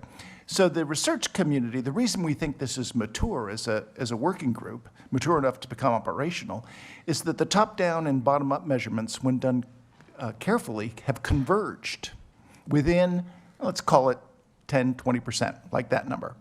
And so there's a very real hope here that when we implement a much more integrated and modern way of doing this, that we're going to get accurate measurements everywhere, and that will improve the activity measurements. We'll know what the right way to estimate emissions from activities. And one final thing I want to say is that one of the reasons that the USDA and others have been and the EPA have been interested in this report and haven't pushed back too hard is that they know that the nation is embarking on new practices that will reduce emissions at reasonable cost. And so you'd like to know how the emissions factors and other traditional methods are going to evolve so that we can use them in the future. We're not going to be able to use the old methods anyway because we're improving. And we have to have the data to know how to update them. Great. Dan Arvizu. Great, and thanks to the working group on this particular topic. This is a topic that I've been following for a lot of years and long overdue, what you guys are proposing. I think it's absolutely imperative. My question has to do, and it's a little bit off of what I think Steve has just suggested off of Terry's question, is this notion of forward thinking. So as things unveil and we start moving and making progress, one of the issues that I know is of great importance in reducing our carbon footprints globally is transport, and specifically aviation, rail, and marine. The conventional wisdom right now is that maybe hydrogen is going to play a part. If hydrogen plays a part, there are two ways to essentially transportation fuel. You wouldn't necessarily put hydrogen in a pipeline, although you can blend it at some small version before you have metallurgy problems. But you might convert to ammonia is kind of the wisdom right now. And you transport that by by pipeline. And if you go from continent to continent, you would transfer it by marine. So the question has to do more with, as we make these measurements, and to Steve's point, the scenarios that might play out in the future will be informed by what types of carbon emission reductions we can anticipate and expect. So how does this project inform the future, and or how much thinking did we put into that? It sounds like it's a great framework, and it's a way to get started. Let's deal with methane. Other things will follow. But more importantly, has there been that strategy in running forward thinking? I think that's where our recommendations 1 and 2 come in, where we recommend in recommendation 1 that we recommend an enduring entity that would guide the strategy for the greenhouse gas, guide the national strategy, and that would provide oversight to the whole enterprise.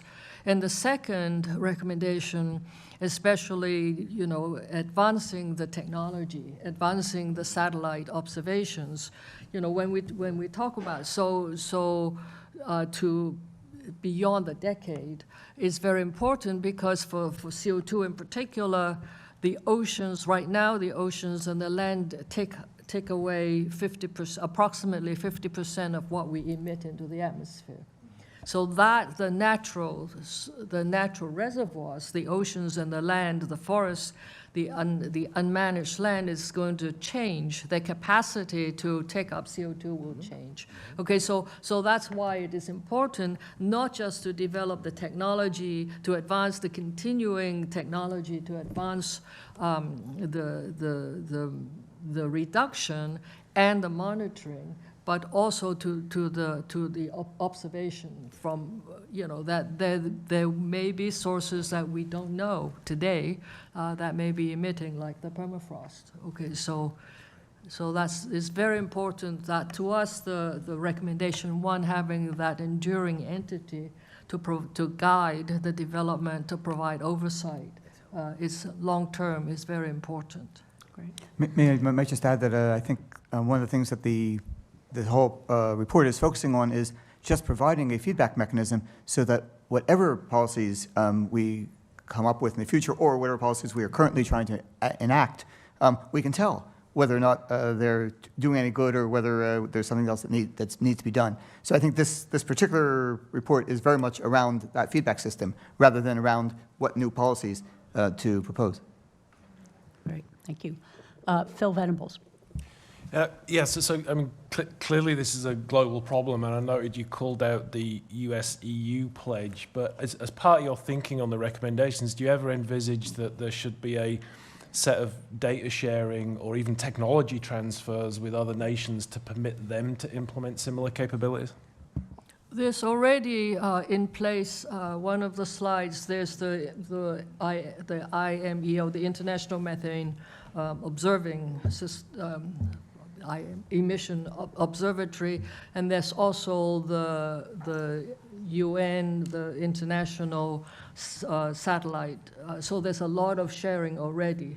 And I think in the report we cited that there's 17 satellites, and the US has 4 in that whole list of 17 CO2 or methane observing satellites. And so, yes, there's a lot. The community, the satellite communities definitely has a lot of sharing and data sharing as well.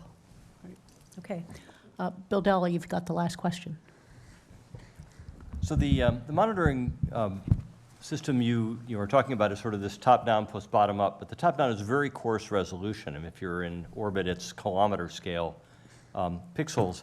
Is there a need for an intermediate top-down where, if you identify some big methane emission and you don't know where it's coming from, you need to fly an aircraft with 100-meter resolution to say, oh, that's exactly where the methane is coming from? So we know there will be 2 small satellites launched in 2024, and both will look at we call plume mappers. So they would fly over high, where we know, from the coarse resolution satellite, we know where the large emitters are, and we can target. And so the point of the small satellites now is that they can target. They can be. It's not like this is where I'm going. You can get adequate resolution from orbit. That's a surprise without an enormous aperture. They're not in low Earth orbit. They're much lower. They're small satellites. Well, if they're in a satellite, they can't be much lower than LEO. Yeah. Like a drone. They're drones and airplanes. They're drones and airplanes and other ways of doing that. Okay, this has been a terrific discussion, really, and a lot of positive feedback. And again, I feel very comfortable bringing this to a vote. So I'll ask for a motion to accept the greenhouse gas report. Second? Okay, all in favor? Aye. Aye. Opposed? Abstentions? All right, Inez, you got it. Congratulations. Okay, now, well, thank you for this deliberation, and thank you to Inez, Saul, Bill Press, Francis Colon, John DeBeery, Eric Horvitz, Steve Pacala, Kathy Sullivan, and Kathy Wotecki for your efforts. So we had a big group working diligently for a long time on this report. So, so the report is going to be formatted. We're going to do final copy edits on it, and then it'll be released probably mid-February, and it will be released on the PCAST website, along with any information on post-release activities, okay? All right, now comes the time in the meeting for public comment. And we have had one request for an oral public comment from Ms. Sophia Young, okay? And do we have Sophia somewhere? Okay, fantastic. Okay, so let me just remind everybody that public comments are limited to 2 minutes per speaker. And I'm going to open up the floor to Ms. Long. Thank you and welcome. So we're eager to hear your comments. Oh, wait, you're muted. You're muted. Okay, got it. Okay. Thank you. And thank you for everyone who presented the reports today. It is an absolute honor to be providing my feedback concerning these matters today. So today I wanted to touch upon the PCAST report on accelerating effective reduction of greenhouse gas emissions. And after hearing the consultations, I can of course agree that this report is a crucial contribution to the ongoing efforts that are currently addressing climate change. One of the commendable features that was discussed throughout this report is the approach from a scientific and technological standpoint, and which I think we've all seen has made progress throughout this issue. However, an aspect that I suggest to be further investigated in the future are the socioeconomic applications of these strategies. This report appropriately reflects on the environmental need to reduce greenhouse gas emissions, but perhaps there can be more done to define the impact these methods will have socioeconomically. For example, when we think of climate change, I think one of the first things that comes to our head is the environmental issue. But socioeconomic inequality is also a driving contributor to the devastating growth of greenhouse gas emissions. And as you're likely aware of, the millions of people who are directly affected of the consequences of climate change are the poor, most vulnerable individuals. They are the ones who are suffering most of climate change, yet they're also the individuals who are least contributing to this issue. So to summarize, socioeconomic inequality is a driving facilitator of climate change, which is why I believe it is important to further explore methods that are integrating these policies while also incorporating into a larger program that are addressing socioeconomic reforms. But overall, the report on reducing greenhouse gas emission is an admirable step towards enhancing the future actions regarding this issue. Thank you for your time. Great. Ms. Long, thank you very much for those insightful comments, and positive feedback is always welcome. So, okay. I just want to remind everybody that the recording of this meeting this afternoon and the slide presentations that were shown will all be on the PCAST website next week, okay? Now, I've been talking for all afternoon here. I want to turn things over to co-chair Frances Arnold to see if she wants to make any remarks. Maria, I just want to thank all of PCAST for these two remarkable reports. Almost everybody on PCAST has contributed to these reports, and I think it attests to the great dedication you've shown to using science to move forward for our country. So thank you very much. And thank you to the staff, because they do a large part of that work. Yes, we can never thank the staff too much, too much. Okay, let me just close by saying our third PCAST co-chair, Arthi Prabhakar, who is Assistant to the President for Science and Technology and Director of the Office of Science and Technology Policy, is returning today from the World Economic Forum in Davos, and she passes along her gratitude for PCAST work on these topics. All of you involved in these reports know that she has enjoyed discussing these reports with you at length and on numerous occasions, and prior to today's meeting, and of course is very supportive of the findings and results and recommendations that were presented today. Okay? With that in mind, we will adjourn the public meeting.